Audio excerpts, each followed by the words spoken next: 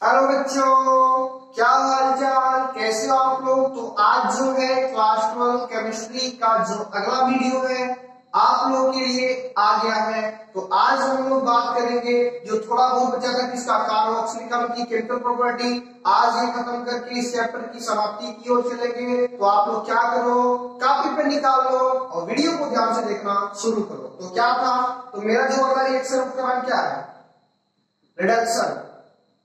Reduction किसके द्वारा किया जाता है, लिथियम एल्यूमिनियम हाइड्राइड, इसे बोलते हैं लिथियम। ये स्ट्रॉन्गर रिडक्टिव एजेंट है, ये क्या करता है, रिडक्शन करता है ना। तो क्या है, ये कार्बोक्सिलिक अम्ल है, इसका क्या करते हैं रिडक्शन यानी ऑक्सीजन, वो भी किसकी उपस्थिति में, लिथियम एल्यूमिनियम हाइड्राइड। क्या बनाता है बच्चों, ये अल्कोहल बनाता है। क्या बनाता है, अल्कोहल बनाता है। ये पॉइंट आप लोग नोट में कर लो। जब कार्बोक्सिलिक अम्ल का अपचयन होता है लिथियम एल्यूमिनियम हाइड्राइड की उपस्थिति में, तो हमेशा क्या बनता है, अल्कोहल बनता है। यहाँ पे फॉर्मिक एसिड रहेगा तो मेथिल अल्कोहल, एसिटिक एसिड रहेगा तो एथिल अल्कोहल, बेंजोइक एसिड रहेगा तो बेंजील अल्कोहल। आई बात समझना, एकदम सिंपल है। कार्बोक्सिलिक अम्ल का अगर अपचयन होगा तो क्या बनेगा, अल्कोहल बनेगा। वो भी उपस्थिति जरूरी है। लिथियम NaBH4 नहीं लेंगे, वो वीकर है, ये स्ट्रॉन्गर है, इसे लेंगे। वो लेंगे सिर्फ एल्डिहाइड बना देगा। कार्बोक्सिलिक अम्ल का अगर अपचयन करेंगे NaBH4 की उपस्थिति में तो एल्डिहाइड बना देगा। लेकिन अगर लिथियम एल्यूमिनियम हाइड्राइड ये क्या स्ट्रॉन्गर है, ये किसे बदल देगा, अल्कोहल बदल देगा। तो एक पॉइंट नोट रखो। मान लो यहाँ पे हम ले लें HCOOH, क्या करा दे, अपचयन करा दे, वो भी लिथियम एल्यूमिनियम हाइड्राइड की उपस्थिति में क्या बनता है, CH3OH। तो क्या होगा, देखो जल भी बाहर बनता है, वाटर मॉलिक्यूल बाहर निकल जाते हैं। हाइड्रोजन की बात करेंगे, 3 4 2 यहाँ 4 16 का 4 कुछ है, एक कार्बन आई बस एकदम सिंपल है। चाहे जो कार्बोक्सिलिक अम्ल लेंगे, अगर लिथियम एल्यूमिनियम हाइड्राइड की उपस्थिति में कराओगे तो हमेशा की तरह हमेशा अल्कोहल बनेगा। तो रिडक्शन, इस रिडक्शन में हम क्वेश्चन कराएंगे आप लोगों को। CH3COOH अपचयन किसकी उपस्थिति में, लिथियम एल्यूमिनियम हाइड्राइड, क्या बनेगा। अगला क्या है, इसे ये बोलते हैं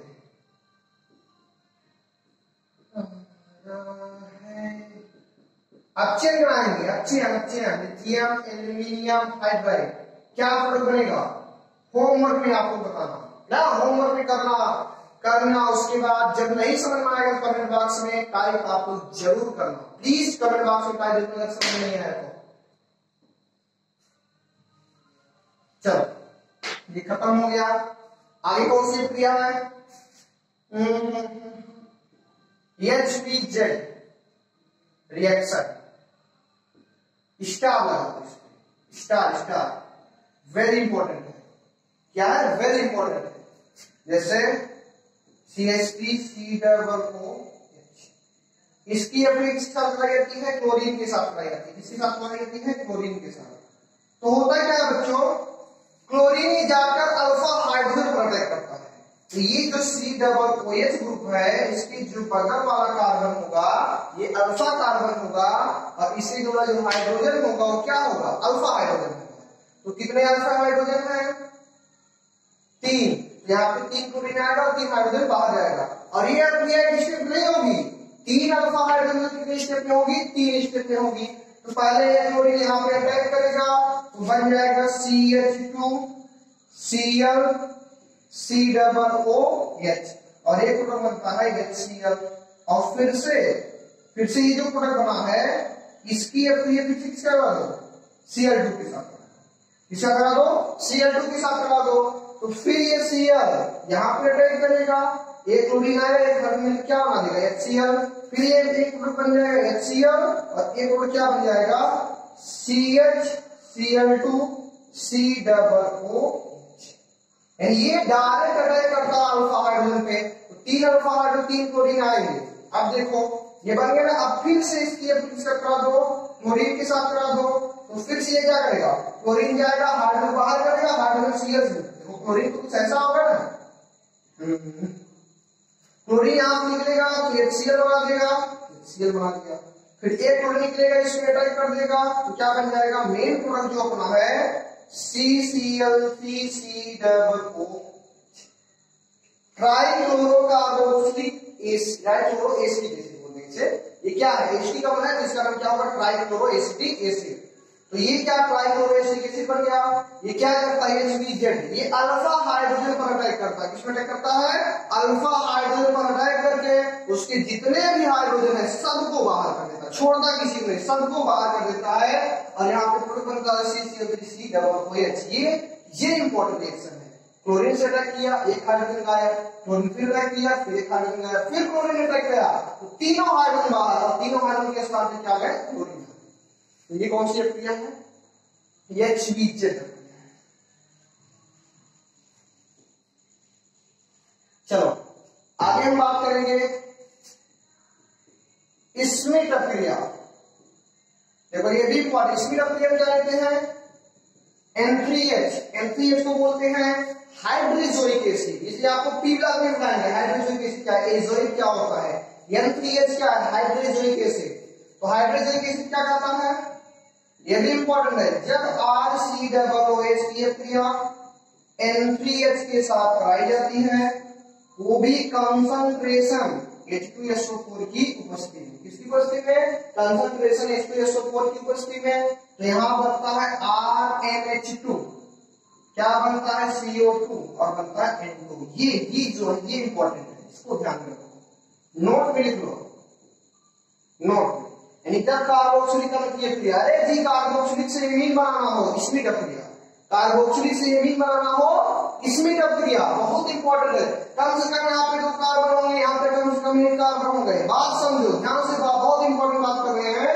यहाँ पे कम से कम 1 कार्बन होगा, दोनों मिलाकर 2 कार्बन होंगे, और यहाँ पे 1 कार्बन कम से कम होगा, 1 कार्बन। तो 2 कार्बन से 1 कार्बन करना हो तभी कौन सी क्रिया, स्मिट क्रिया। जब आपको कन्वर्जन रिएक्शन बताएंगे तो इसका बहुत यूज होगा। 2 कार्बन से 1 कार्बन करना हो, स्मिट क्रिया, 2 कार्बन से 1 कार्बन, स्मिट क्रिया।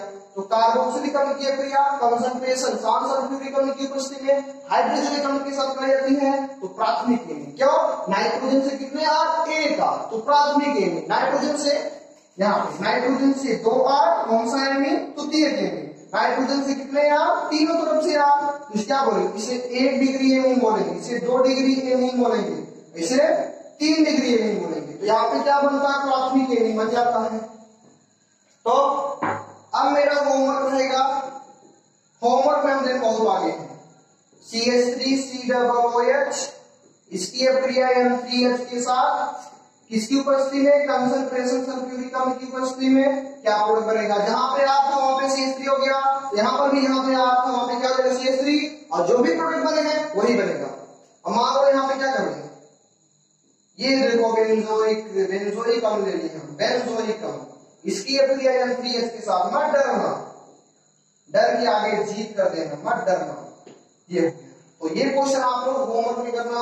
तो इसी के साथ ये टॉपिक क्या होता है, लगभग समाप्ति की ओर है, इसको कर लेना आप लोग, सिंपल है।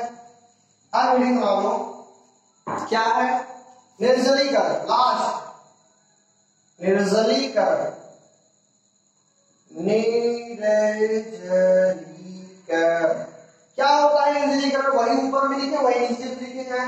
तो निर्जलीकरण क्या होता है, अगर हम बात करें निर्जलीकरण की, तो क्या करता है, यह एसिटिक अम्ल के कितने मोल की बात करता है, 2 मोल की बात करता है। और निर्जलीकरण करता क्या करता है, बिना जल के कर देता है। निर्जलीकरण में क्या करता है, बगैर जल के कर देता है इसको। इसकी संरचना क्या होती है, CH3COOH, CH3COOH, यही होता है, नहीं होता तो यही है, CH3COOH। क्या करता है, वाटर मॉलिक्यूल को रिमूव कर देता है, जल, OH और इसमें क्या बन गए, जल बन गए। तो प्रोडक्ट क्या बन गया, CH3COO, देखो O, उसके जगह C, देखो यहाँ पे O बचा है, CH3COO, उसके हो जाएगा C11O, ऐसे बोलते हैं एनहाइड्राइड। क्या बोलते हैं, एनहाइड्राइड। इसका नाम क्या है, एसिटिक एनहाइड्राइड। अगर यहाँ पे C6H5 लिख देंगे, इसे क्या बोलेंगे, बेंजोइक एनहाइड्राइड। अंतर क्या है, यहाँ पे एसिटिक अम्ल का 2 मोल लिए है, अभी यहाँ पे बेंजोइक अम्ल का 2 मोल लेंगे, इसे क्या बोल देंगे, बेंजोइक एनहाइड्राइड। तो ये क्या बना, एनहाइड्राइड। जब क्या करते हैं, P2O5 की उपस्थिति में इसे हीट कर देते हैं। क्या कर रहे हैं, जब एसिटिक अम्ल के कितने मोल को, 2 मोल, 2 मोल आप एसिटिक एसिड लेते हैं, इसे P2O5 की उपस्थिति में हीट कर देते हैं, जल बाहर निर्जल हो जाता है, जल बाहर कर देता है और एसिटिक एनहाइड्राइड का क्या कर देता है, निर्माण कर देता है। तो इसी के साथ आप लोग का जो ये टॉपिक था वो समाप्त होता है एसिटिक एसिड का।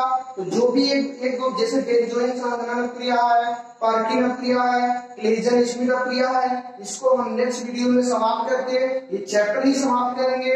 उसके बाद जो मेरा चैप्टर रहेगा वो क्या रहेगा, पी ब्लॉक, वेरी इंपॉर्टेंट, सबसे अधिक क्लास 12, चाहे यूपी बोर्ड, चाहे सीबीएसई बोर्ड, बिहार बोर्ड हो, सबसे ज्यादा नंबर अगर कुछ पूछता है तो अपना कौन पूछता है, पी ब्लॉक लेकर पूछता है ना। तो उससे पहले लिख लो, यूज कार्बोक्सिलिक एसिड, यानी कार्बोक्सिलिक अम्ल का यूज क्या होता है, पहला तो लिख लो, इसका उपयोग विभिन्न प्रकार की यौगिकों को निर्माण किया जाता है, इसका उपयोग विभिन्न प्रकार की यौगिकों के निर्माण में किया जाता है।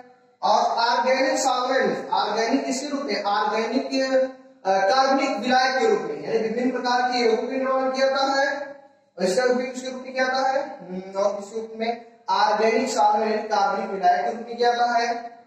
और इसका उपयोग प्राथमिक एमीन बनाने में किया जाता है, और प्राथमिक एमीन हो गया, एमाइड हो गया, और क्या बनाए थे इसे, एसिटामाइड बनाए थे, आदि विभिन्न प्रकार के यौगिकों के निर्माण में किया जाता है। और ये क्या है, लास्ट में प्रयोगशाला में अभिकर्मक के रूप में। इसी के साथ एसिटिक अम्ल का जो भी टॉपिक था समाप्त होगा। तो आप लोग क्या करो, ज्यादा से ज्यादा पढ़ाई करो जिससे आपको बहुत अच्छा मार्क मिले। तो मेरी तरफ से आपकी शुभकामनाएं हैं कि आप बहुत ज्यादा पढ़ो। All the very best.